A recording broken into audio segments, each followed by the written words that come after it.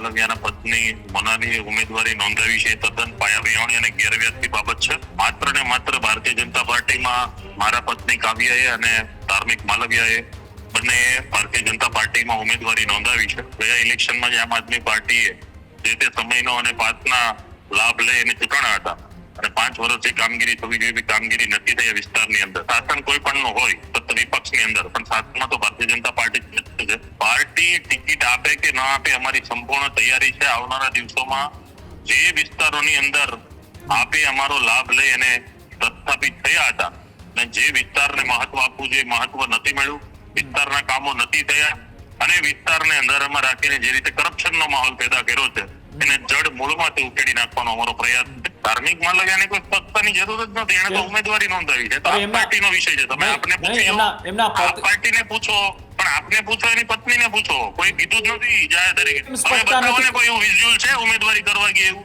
અચ્છા, તો ચલો માની લઈએ કે એવા કોઈ વિઝ્યુઅલ નથી, એવી કોઈ વાત નથી, તો ઉમેદવારી નથી કરી એવું પણ કઈ પ્રૂફ હોવું જોઈએ ને. અમને ખબર હોય ને નથી કરી. એમના પતિને નથી ખબર, એમના પતિ બોલવા માટે મૌન છે ને તમે એવું કહી શકશો કે એમને નથી કરી એવું? હા, 100%. આખો વિડીયો જોતા પહેલા હજુ પણ અમારી ચેનલને સબસ્ક્રાઇબ નથી કરી તો યુટ્યુબ પર સબસ્ક્રાઇબ કરો અને ફેસબુક અને ઇન્સ્ટાગ્રામ પર ફોલો કરો.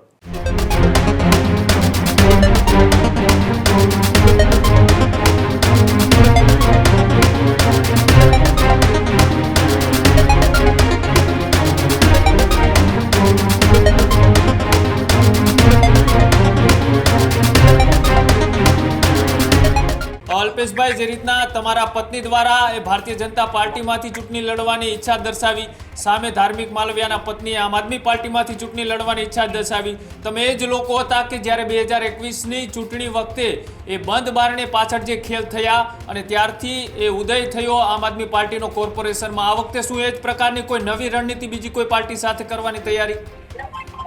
કોઈ રણનીતિ નથી. અત્યારે જે ધાર્મિક માલવિયાના પત્ની મોનાલીએ ઉમેદવારી નોંધાવી છે તદ્દન પાયાવિહોણી અને ગેરવ્યાજબી બાબત છે. વિઘ્ન સંતોષી તત્વો દ્વારા આ પ્રકારની અફવા ઉડાડી છે. આ પ્રકારની કોઈ પણ પ્રકારની દાવેદારી નથી થઈ.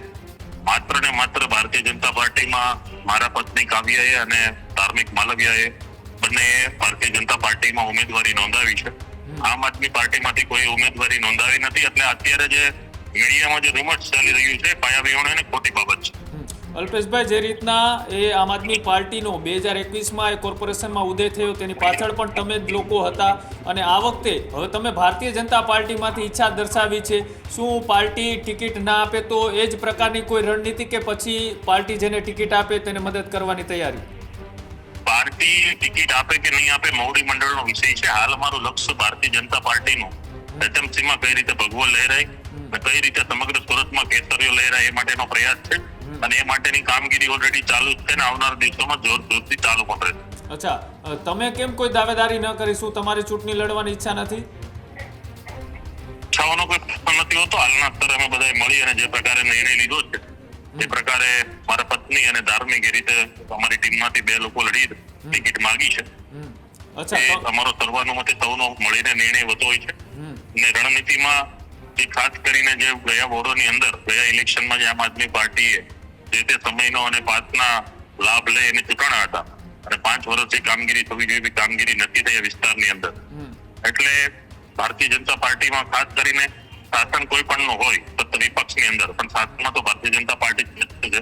ત્યારે સર્વાનુમતે બધાએ નક્કી કર્યું છે કે આ વખતે શાસનની સાથે જ રહી અને આ વિસ્તારને કઈ રીતે સારો બનાવી શકાય એ માટેની કામગીરી થવી જોઈએ. અલ્પેશભાઈ, તમે કહો છો કે આવી કોઈ વાત નથી, આ અફવા ઉડાડેલી છે. કોના દ્વારા વાત વહેતી કરવામાં આવી હોઈ શકે જો આ વાત એ સાચી નથી તો? કોઈ હોઈ શકે. હવે આવી કોઈ વાત જ નથી. કેમ કે કોઈ વ્યક્તિ ઉમેદવારી નથી કરી તો ઉમેદવારી કરવાનો પ્રશ્ન જ નથી આવતો. ઉમેદવારી એની તો ઉમેદવારી કરવાનો સમય પણ પતી ગયો છે આમ આદમી પાર્ટીનો. પણ તેમ છતાં હજી ઉમેદવાર જાહેર નથી થયા, ત્યાં સુધીમાં કંઈ પણ થઈ શકે. તો શું કોઈ બંધ બારણે એ બેઠક થઈ હોય અથવા તો તમને ખબર ના હોય અથવા તો તમને ખબર છે? ના, કોઈ બંધ બારણે બેઠક નથી થઈ. બધું ખુલ્લું છે. તો બંધ બારણાનો વિષય તો પછી આવી વાત એ વહેતી કોણે કરી? તમારા જ કોઈ અંદરના લોકો હશે અથવા તો તમારા વિરોધીઓ કોઈ હશે? એ તો હવે શોધવા પડશે કોણે અફવા વહેતી કરી. અચ્છા, અને કેવી તૈયારી છે કદાચ પાર્ટી ટિકિટ આપે તો લડવાની તમારા ધર્મપત્નીને? પાર્ટી ટિકિટ આપે કે ન આપે અમારી સંપૂર્ણ તૈયારી છે. આવનારા દિવસોમાં જે વિસ્તારોની અંદર આપે અમારો લાભ લઈ અને પ્રસ્થાપિત થયા હતા અને જે વિસ્તારને મહત્વ આપવું જોઈએ મહત્વ નથી મળ્યું, વિસ્તારના કામો નથી થયા અને વિસ્તારને અંધારામાં રાખીને જે રીતે કરપ્શનનો માહોલ પેદા કર્યો છે એને જડ મૂળમાંથી ઉકેડી નાખવાનો અમારો પ્રયાસ છે અને એ પ્રકારની સંપૂર્ણ તૈયારી અત્યારથી જ ચાલુ છે. અલ્પેશભાઈ, તમે એવી વાતની સ્પષ્ટતા કરો છો કે એવી કોઈ વાત નથી, એ વિરોધીઓ દ્વારા ફેલાવવામાં આવેલી વાત છે, તો પછી ધાર્મિક માલવિયા કેમ મૌન છે આ વાતથી? કેમ આ મામલે તેઓ સ્પષ્ટતા નથી કરતા કે આવી કોઈ પણ દાવેદારી નથી કરવામાં આવી?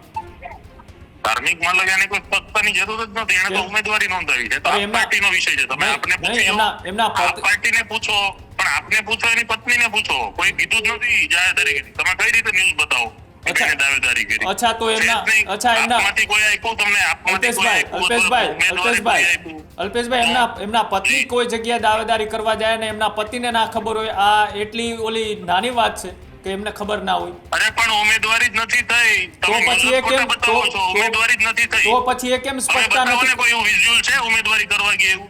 અચ્છા, તો અચ્છા, તો કોઈ સુરતના નથી કરી. કોઈ જાહેરાત કરી? ચલો માની પ્રમુખે કોઈ જાહેરાત કરી? ચલો માની લઈએ કે એવા કોઈ વિઝ્યુઅલ નથી, એવી કોઈ વાત નથી, તો ઉમેદવારી નથી કરી એવું પણ કઈ પ્રૂફ હોવું જોઈએ ને? નથી કરી તો એમને સ્પષ્ટતા કરવી જોઈએ ધાર્મિક માલવિયા. તમે એનો ખુલાસો પૂછો, જે વ્યક્તિની ઉમેદવારી છે એનો ખુલાસો પૂછો, આપશે. પૂછો તમે એનો ખુલાસો પૂછો. હા, તો કેમ મૌન છે? આ 2 કલાક જેટલો સમય થઈ ગયો. પૂછો તો માંગે ને, તમે સીધું બતાવવા માંડો તેને થોડી ખબર હોય તમે શું બતાવો છો. પૂછો એનો ખુલાસો, સંપર્ક કરો. 2 વખત એમને ફોન કર્યો આ મામલે, પૂછવાની પ્રયત્નો પણ કર્યા, પણ આ મામલે બોલવા માટે મૌન છે. ફરીથી કરો, સંપર્ક કરો, ખુલાસો કરો. 2 વખતમાં મૌન છે. તમે લગાવો, એવું હોય તો તમે કોન્ફરન્સમાં ફોન લગાવો, મારી સાથે વાતચીત કરાવો. એવી બધી સેવા ઉપલબ્ધ નથી મિત્ર. અચ્છા, તો પછી તમે કઈ રીતના એવું છાતી ઠોકીને કહી શકો છો કે દાવેદારી નથી કરવામાં આવી? અમને ખબર હોય ને, નથી કરી. એમના પતિને નથી ખબર, એમના પતિ બોલવા માટે મૌન છે ને તમે એવું કહી શકશો કે એમને નથી કરી એવું? હા 100%. અચ્છા, અને આગામી દિવસોની અંદર કદાચ દાવેદારી કરી એવા પ્રૂફ અથવા પુરાવા આવશે તો? આ જ પ્રકારની તમામ અપડેટ જોવા માટે ન્યૂઝરૂમ ગુજરાતને લાઇક, શેર અને સબસ્ક્રાઇબ કરવાનું ભૂલતા નહીં.